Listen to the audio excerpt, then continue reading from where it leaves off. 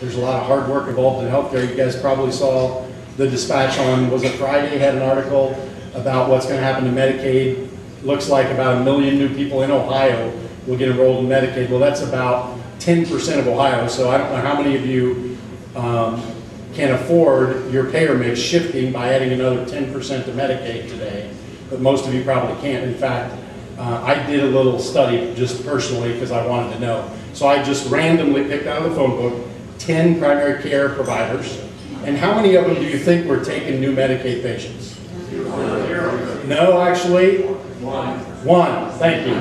There was one, and I assumed they were new and didn't know any better.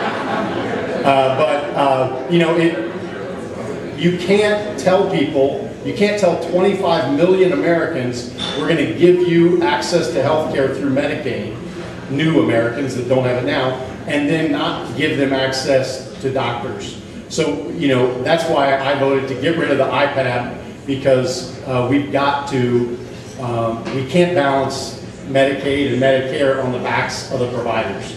And we've got to have a permanent fix. We've got to have a permanent fix to the SGR. It doesn't work, and it's not the right way to go. But I do think there's some things we can do to really move forward. And you know, I think we need to focus on things like tort reform. I think we need to focus on Food and Drug Administration reform. You know, before a drug company invests or sells one pill, they've invested $1 billion today. And if we can speed that process up and still make sure that we look out for safety, we can save money for consumers. The other thing I think we need to do is empower consumers to ask questions like, how much does it cost? I've told Lottie this story about my brother when he went to the emergency room, but he went to the emergency room at Riverside Hospital about a year ago. He cut himself. It was actually a work-related accident, and from the minute he checked in to the minute he checked out, he had cut himself with a grinder, needed 4 stitches, and needed the wound cleaned out. From the minute he checked in to the minute he checked out, he asked everybody how much it was going to cost, and nobody could tell him. He jokingly bargained with the emergency room physician saying, does it cost less if I get 3 stitches instead of 4? But nobody could tell him. Does anybody know what the build rate was? Anybody want to guess on 6 stitches, emergency room visit, paid out? It was $1,700 build rate, but what do you think workers' comp paid? About $300. I don't remember the exact, $380, $370. So it was, healthcare is the only business in the world where the cash payer is punished the most. It's crazy. It does not make sense. In any other business, if I came to you and said, I will pay cash, I would get the best price. In healthcare, if I come to you and tell you I'm going to pay cash, you say, well, I'm probably going to have to give you the bill rate, although I might negotiate, but I can't give you a cheaper rate than the insurance companies because they won't let me. We've got to make some changes to that, and that's why some of the stuff that OSMA did on contracting language in Ohio is stuff we need to take national, frankly. And we've got to look out for things that drive healthcare costs too. You know, just a couple policy-related questions. If you really wanted to get everybody health care, would you tax health insurance, you know, as a cost for small business? You wouldn't, right? Well, we do.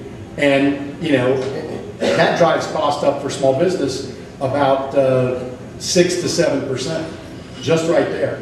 So, you know, that's one example.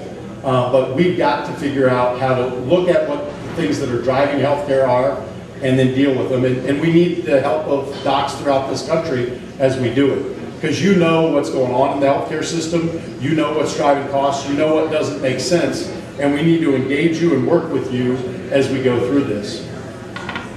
And that we have to look at the big picture going forward, and like I talked about my daughter and how we've got to make sure that we look out for her and the American dream for our kids. The things that are driving the federal budget are really 2 programs, Medicare and Medicaid. And we've got to redesign those programs. You know, everybody knows what happens in Medicaid.